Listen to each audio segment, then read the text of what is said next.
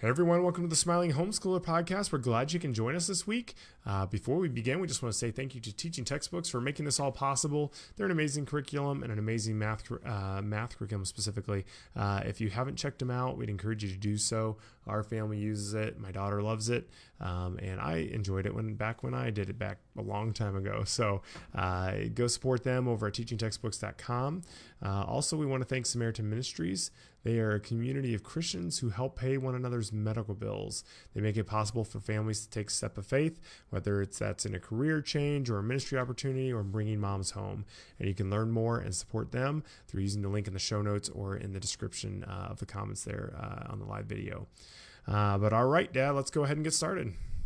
Okay, well, hey, everybody. We are in the throes of birthdays, the season of birthdays at our house. It feels like we have them every third or fourth day. We do. I don't know. It's our spring birthdays. They start January. We had one last week. I think we had Josh, my new son-in-law, and then we had Addie, who's our 4-year-old granddaughter and Ben's niece, today. And then we have Jed, my youngest, who's going to be 18 years old. That's crazy. On Thursday. And then it just feels like we have them at least one a week, sometimes two a week from then until, I don't know, the end of April, I think.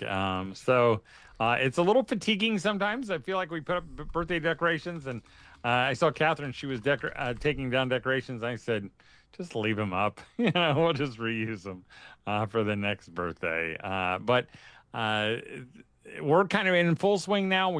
Christmas is past, New Year's is past. I know some of you are still kind of hanging on, which I say more power to you. Hang on as long as you can. But we've been playing a lot of games in the evenings, and Ben, this is something that I've never heard of ever before. And I've asked your brothers and sisters, and they all thought it was common knowledge, and I have never, ever heard this. So when you play a game of tic-tac-toe, which I don't know why anybody would ever play a game of tic-tac-toe, when you come to a draw, I used to always just say, oh, we tied. But Mom said the other day, she called it something. What would you call that? I would just call it a tie. I never You would heard not anything say, else. That's cat, C-A-T. Nope, never heard of that. I mean, Abe, Sam, everybody says when you come in a draw, you call it cat or the cat won. And maybe put a C on the tic-tac-toe. Nothing ringing a bell. Nope, I'd never heard this ever this in my seems whole like life. Made up fake news. We looked it up on Google, and they said that is a common thing to say when you come. I don't know it should always be that way if you're any way decent. I mean, no, I know, but I've never heard it called that before. Right. Or the cat wins. Yeah. This is new. So my New Year's has begun. I have learned stuff already. But we're going to talk. Strong start. We are off to a strong start. So we're going to talk about something that I asked over at Facebook yesterday. Yesterday was Monday as we record this. And I just said, what are some of the things you're facing in your homeschool right now? Or what are some of the things that are hard? There was a whole bunch of you that had good answers. We're going to talk about those maybe over the coming weeks. But today's answer was the most repeated. And we're not going to name names because it could be all of us. But basically, the question, the thing that they were facing was arguing and bickering. And they were just, they're just tired of it. It drains them. Oh, yeah. And it just feels loud. So, I thought maybe we'd just talk about that because it is kind of a common problem, don't you think? Would you say, this may be just a stupid question, that arguing and bickering is a universal thing among families? I mean, I would say this is all just secondhand. I mean, our family personally, we never argue. Our kids are all perfect. So this is all just me guessing. But no, it is 100%. I don't know anyone who's had kids, more than one, that has not experienced that and probably experience it all the time. I mean, we literally this week we've been talking, not just this week, all time, but especially this last few weeks of, man, we have to get this just, raised voices, kids yelling at each other, arguing, all that kind of stuff. We got to get this under control because this is just so ridiculous. So yes, it is 100%. So, and just so nobody thinks that my family, ever had it all together. This is really a scary question, Ben. How would you rank our family, the one you grew up in as far as an arguing, bickering family on a scale of 1 to 10, 1 being we only use happy voices, and well done, brother, Yeah. and the other one is, just I mean, I don't even know how terrible. to. I mean, I don't know what I'm comparing it to, and it doesn't even really matter. Like, I don't want to compare to like someone else's family. It's like, oh, yours is worse than ours. I mean, I don't know. I would guess, de- depending on the groups. Like, we never had like. I mean, I know people where they like literally would fight each other or they hated each other. Like, we never hated each other or fought physically or anything like that. But, between certain groups, it'd be like me and Sam were on pretty good, footing usually. But then we would like, give Abe and Ike at the time a hard time. Still give Ike a hard time now. But, so I'd say like, I don't know, what, 5 or 6? I don't know, 4. I don't Oh, know. I would have gone a lot higher than that. Okay. I'm glad. I'm glad. So here's hope for you parents, moms. Your kids will remember it better than it really is. Because I know, I can Well, they remember don't seem to Greg be the Harden. ones Oh, I bothered shouldn't by use it, his I name. don't think. Yeah, that's true. That's true. Kids don't care. Sinful I heathens. mean, they don't care what's going on. Yeah. But I remember a guy coming into my office, and this is, when I had little kids, and he was just talking about our marriages, and he goes, I guess our wives have been talking, and basically, you guys argue a lot more than we do, but you talk a lot more too, and That's so, true. and I think that was kind of interesting. Even then, it was kind of like there was a connection between closeness and arguing. That I always think it's funny when a husband and wife will say, "Oh, we never argue," and usually I find out there's more to the story. Like the husband doesn't live at his home, or he works, 2 weeks out of the month, he's gone, he's away, or whatever. And so, and I will tell you about our family. So my wife would say our family argues all the time. Mm-hmm. Like we can't do anything without an argument. You Or also have a really big family too. So the that more people you add, I think that adds also, a lot of extra that's true. layers. But I will say that they grow up to love each other, and so it's not necessarily a measure of anything except how loud and arguing it is. But at the same time, do you think because as I heard the homeschooling moms say this, I know this might strike you as funny, but it seems to be hindering how they're doing homeschooling. Yeah. Like whether they can get stuff done. Does it feel like that to you? Yeah, I mean, it makes it feel like it's just a constant battle versus, like you're actually feeling like in the good moments and everything else are happening. I would say also like, because like obviously it's not good, I mean, it's not just because something's normal and everyone has it doesn't mean it's like that's, glorifying to God, So obviously it is like an issue, but we're all sinful and we all have this issue, which is arguing and stuff like that. Now, I think like conflict is 100% part of every relationship in all of life. So I think like trying to make it seem like there's no argument, no nothing. I do think there is some benefit of like understanding like, hey, this is normal life. Like you're not going to have a life free of, kids, of conflict with other people in your life. And I think that's healthy in a way. But obviously, like if you're just constantly battling, it is so hard to get things done. I mean, you're like, okay, we're going to clean up the room. And it's just like, okay, we're getting in for a 30-minute fight with kids screaming and crying and throwing, whining, or all right, time to do math. And then everyone just throwing a huge fit. Like that is 100% is difficult. I mean, I totally remember doing it with Ben or with his brothers going, this would have only taken us 3 minutes to, you could be done with this, but we've spent 15 minutes arguing over whether it's your turn or his turn. If you would have just done it. Oop, I think I lost you there. I don't think it's on my end though. I think and so it does. But Ben, I think it is saying my connection is not good. Yeah. Am I bad now? You're back now.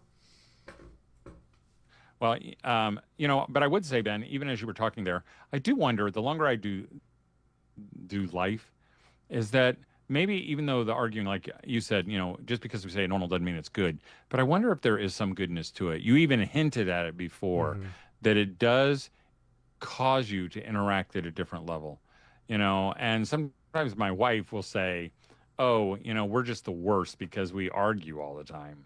And I'm like, honey, I don't think that's true. Maybe it's a sign that we're just close, because there is something about, I don't get in arguments with the people, down at the post office or the people at McDonald's, or even my, an uncle or my brother-in-law or sister-in-law. I never do that with. But the closer I am to someone, maybe the more that you rub Right. each other. But it does, I think what it does, and this is what I kind of, for the rest of the time, it does drain you. It does feel like it drains joy. And I think it's exhausting for some parents because for moms especially, you're perpetually looking to make it right. Right. You're always looking for that answer. Yeah. Like there's some kind of magic pill that we can take, or I can find the right curriculum that will, as much as we like teaching textbooks, it doesn't mean that you're never going to fight over math again or getting your kids to do something, But I feel like sometimes we're always looking for that thing, to make everything better. Well, yeah, I mean, I like I said, this recently, it's just been a lot, and it's tough, especially I think around here when it's the winter months, the kids are inside a lot. It's hard to just run it and blow off steam. But, it's not fun to get to the end of the day and just be like, man, I am so tired of being around my kids right now. Like that's not enjoyable to feel like at the end of each day where you're like, well, I blew it, they blew it, and again, it's not good. That part is not good. Like, it's not good to just be constantly like, doesn't mean that family's not good, doesn't mean that you're not good overall. It just means like that is not ideal. That's not I am going to work with my kids. So would it be better? Rage is not okay, child, all the time. Like, we have to learn that screaming at your brother is not right. Like that, there is a way to handle that. I'm not saying we're good at it all the time. I'm just saying that is something we are working towards usually. But it is it's a constant thing. Like, it never ends, and it doesn't end for me. What about the dad who says, why don't we just put them in school then? Mm-hmm. And then they'd be away. And then when they come home, we're refreshed. We've had a break from each other. And now we can be nice to each other. Mm-hmm. Do you think that's, I know avoidance is not, if it's even avoiding, which I don't necessarily think is true. And judging by any other form of anything, it does not appear that kids outside of homeschooling have this all figured out, and homeschoolers have it worse. Obviously, you're spending more time together, so maybe there is that component. But I think it's amplified. It's amplified maybe. But I also like a lot of people is just they're not even interacting with each other. I mean, so many people we know that are, at school, they're all very siloed, they're all doing their own thing. It is just less of that, all melding together. But it is tough, let's say picking a movie at night, it's a huge deal now, where it's like you've got a 9-year-old and you've got a 3-year-old and their desires are not the same. And so now you have to figure out how do we get this all to play nicely and you're doing this all day long when you're trying to teach one kid something and your other kids are wanting to play, and it's just, it's constant. And I did want to say also, again, I think the crazy part is this is the most answered thing, but everyone still feels like theirs are the worst. At least I feel like that, and I know, but it seems like everyone in our comments also feels like, they're just failing. Everyone else is not as big a deal, or they don't struggle with this as much as you do. But just go read those, dozens of comments, because you are not alone in this. That's the good news. Well, hey, I just want to say right now, we want to thank Redeem Health Share by Samaritan Ministries for making today's show possible. If you're like others I've talked to, maybe the changes in the Affordable Care Act have you worried. Can I encourage you to check out Redeem Health Share? It's Christians helping other Christians with their healthcare needs. And I think they just might be the solution to your concerns. They have multiple programs and options to fit the budget and seasons of life. We've been members for over 15 years and couldn't be happier. You can learn more about Redeem Health Share in the show notes below. And also want to say thank you to Teaching Textbooks for making this all possible. They're just amazing math curriculum. It's super fun. It's engaging. It's interactive. You have to put in answers through the lecture, so you learn while you're doing it. You don't just glaze out over and then just not understand it by the end. I think kids learn better with it. So if you haven't checked them out, they have a free trial over at Teaching Textbooks, and we really appreciate their support. One thing I did want to mention too is, the whole arguing with your spouse and stuff like that. Because obviously conflict as you're being one, but you're not one, you're two different people. So unifying that is tough. And also, there's going to be conflict. That's part of everything. But we were going through a book with our marriage group recently that I thought was good, where he said something like, when you argue, it shouldn't be fighting in terms of like adversarial, because you're not against each other. Like you're not on different teams, you're on the same team, which is a different thing. And really did shift my mindset, because it does feel sometimes like you're going against each other in terms of like your ideas might be different, but you still have the same goal, which is raising your family, loving each other, all those things that are in life. Those should hopefully be where you are on the same team, but it can sometimes turn into it's an actual fight. But hopefully with your spouse and your kids, you do want to have that same team mentality through conflict, even though that is tough. I know in practicality that can be tough, but that was just something I hadn't heard it worded that way. And I think it's great. Really interesting. I heard that either, but I believe it. And I also believe that this thing about bickering is not something to suppress and pretend that it doesn't happen. Mm-hmm. I know parents will sometimes say to me, well, we don't want our kids to see us fight. I get what they're saying, but I think they do their kids a disservice if they don't see the whole process. Because I think it would be a travesty if our kids got to adulthood and said, I don't know what's wrong with us. My parents never argued, because what you want them to see, and you can count this as school, you want them to see you argue, and then you want them to see you resolve it. So I know my kids saw my wife and I argue a lot, but I hope they saw a dad who never gave up, and a dad who, made sure it was taken care of and we went on, because that is an important lesson.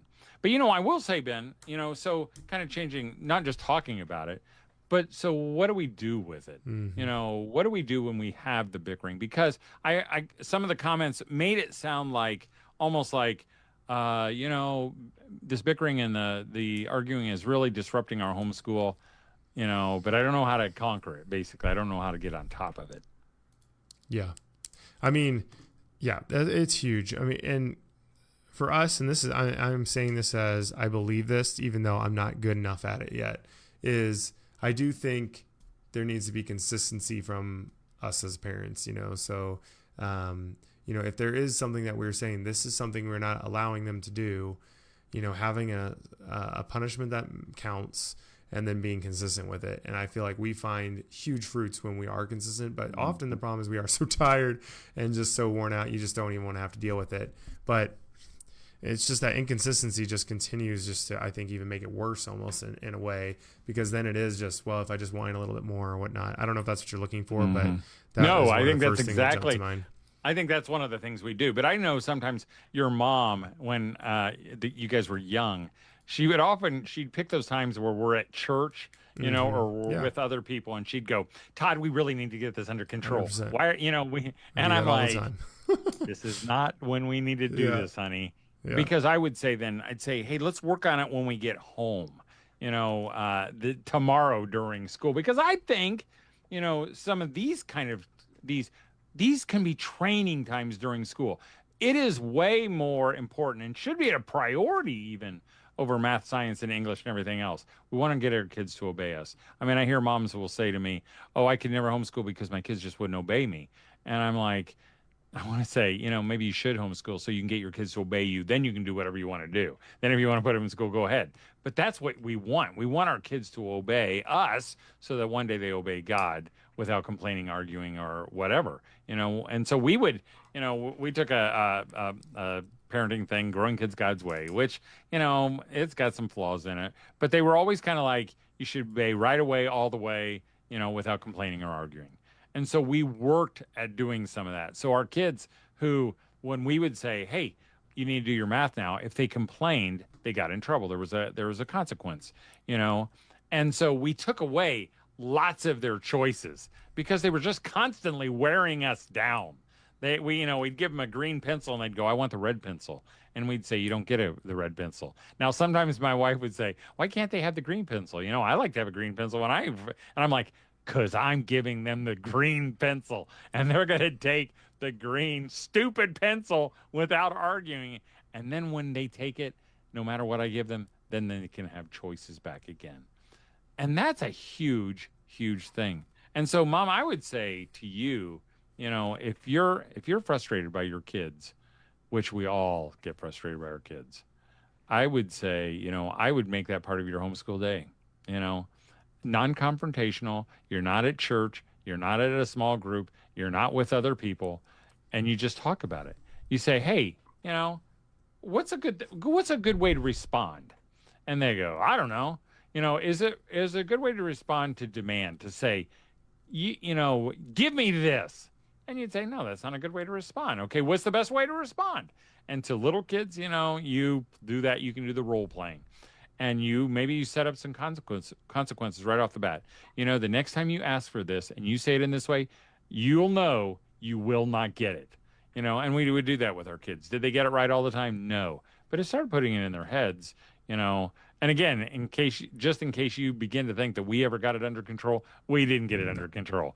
I always thought that, growing kids God's way, people would kick down my door and take away my parenting certificate because we blew it so often. But we never gave up, Yeah, totally. And I would say too, that dads, it should be your priority too, because I know sometimes our wives get so tired, that we need to come. And I, even in school, I can remember my kids calling me, Ben specifically, and when he was little, and say, Dad, you got to get over here. Your mom's about ready to lose it.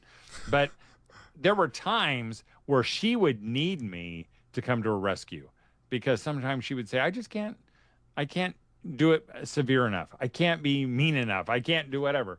I had no problem doing that. So I would meet with my kids and I'd say, hey, this is what's expected of you. When mom asks you to do this in the morning, you will do it, and you will do it without complaint or without arguing, and you're going to do it all the way, or there's going to be a consequence. And oftentimes I had to follow that up with the consequence, or another warning, which is, you shouldn't give your kids another warning. You should just hammer them right there.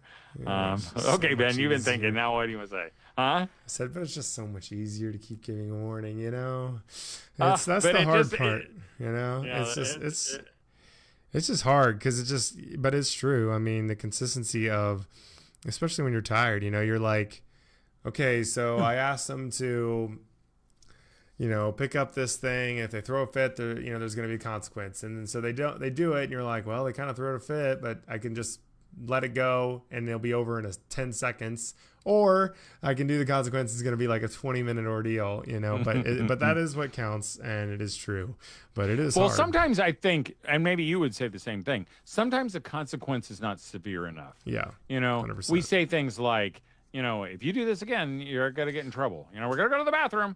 That's, some of us just don't do very well when we could just take them to the bathroom. So if the severity really stings and says, hey, if you do this, that thing that you really like, you're not going to be able to do it tomorrow. I mean, that is a scary thing. Recently, and you really only have to back it up one time, and then it. I mean, we've been dealing with that with Brinley, with kind of, like respect and how she was talking. She just, get angry and then just say anything she could think of, basically.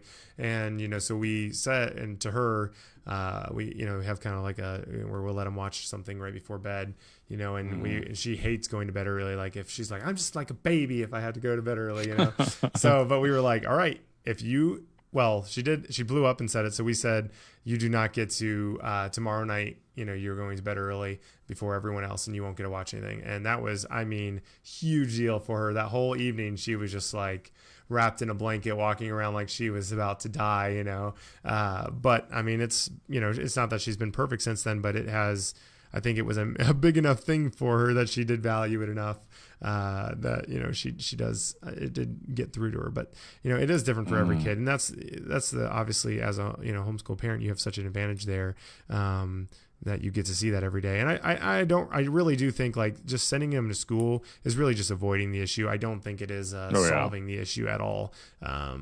So I don't think that's because again, if nothing else, and anything else that's going on, parenting is a thing we are called to over, all those other things. The teachers are not called to that. The public school is not called to that. We are the ones who are called to parent and teach our kids in the way they should go. So,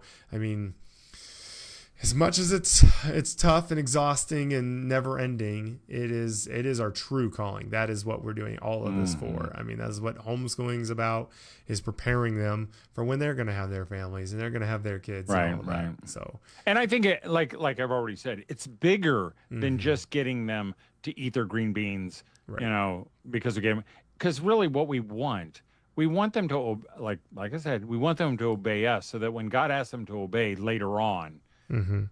they just do it, and they do it without complaint and they get it done because it is bigger. We're training them for something bigger than us. And I would also say that sometimes we start to get down on our kids because we think, they don't care.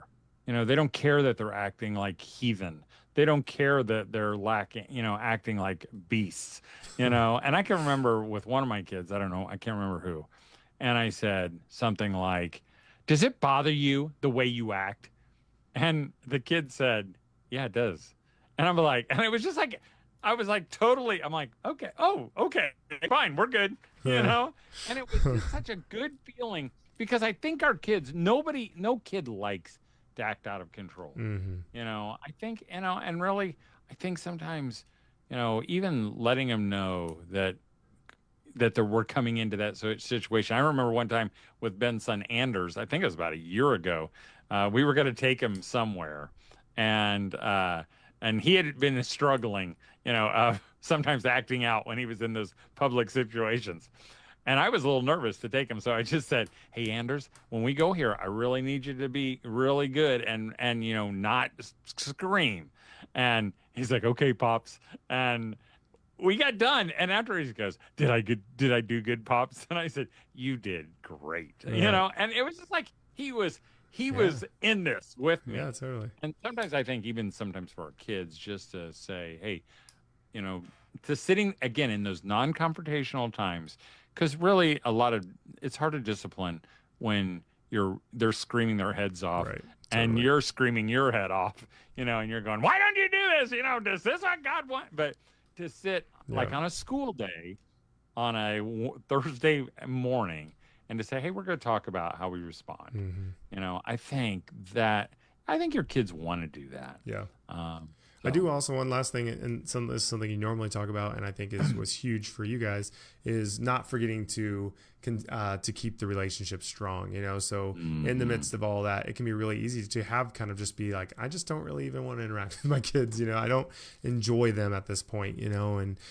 But if you are maintaining the relationship through all of that and through the discipline and through all the other things, I really think that goes an enormous way. I mean, if they know, they love me, they like being with me, meaning my parents, and you have a relationship with them, even when they're older, I think, they're going to be okay. And I think that is so valuable and something to never forget, even during all of the, setting expectations and discipline and all that kind of stuff. So, because if that's there, then all of that stuff is just even more fruitful by far. Because honestly, I've seen that. There are families, we had lots of them, even in our, in the circles back, 20 years ago, where they had discipline. They had kids who did exactly what they were told the first time, or not literally every time, but a lot, but they didn't have the relationship, and that can lead to a lot of issues, later on. So I think the relationship is so key.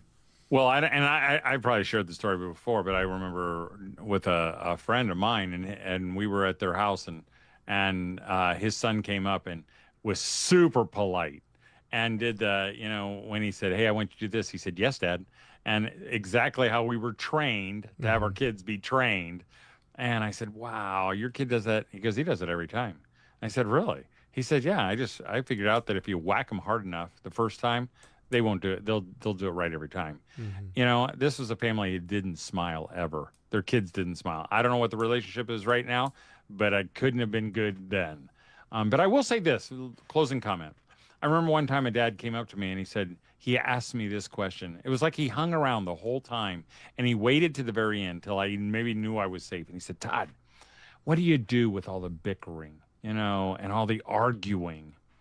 And I kind of paused and thought. And then I said, what I would do is I would enjoy it, because one day it's going to be over.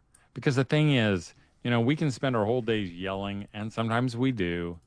And maybe we won't make a huge dent in it. Maybe your kids are still going to argue and bicker because you're so close together, and one day it's going to be over. I remember telling your mom one time, she's like, "Oh man, our house is just so loud with all the," and I can remember that day walking by upstairs near the bathroom, and I could hear everybody arguing and yelling up in the schoolroom. And I told her later, I said, honey, that's the music of our house. Right. You know, one day the music's going to be silent and we're going to miss it. So, Mom, I will tell you that. Hey, don't think for 1 second you're all alone in this arguing, bickering thing. Don't give up. Pick an unconfrontational time. Let your kids know how much you love them and that you're in it till the very, very, very, very end. And you're doing it not just for today, but you're doing it so one day they will obey God. And never, ever, ever give up on them or you. And know you're not alone. And of course, that should make you smile. All right. Thanks, everyone, for joining us. We appreciate you being here. Thank you again for teaching textbooks. Go tell them you appreciate their support of us. And if you haven't checked them out, you can do that over at teachingtextbooks.com. Also, thank you to Samaritan Ministries, a community of Christians who help pay one another's medical bills. And they make it possible for families to take steps of faith, whether that's a career change, a ministry opportunity, or bringing mom home. And you can learn more and support us through the link in the show notes or in the comments on Facebook. So appreciate everyone being here. See you next week, and don't forget to smile.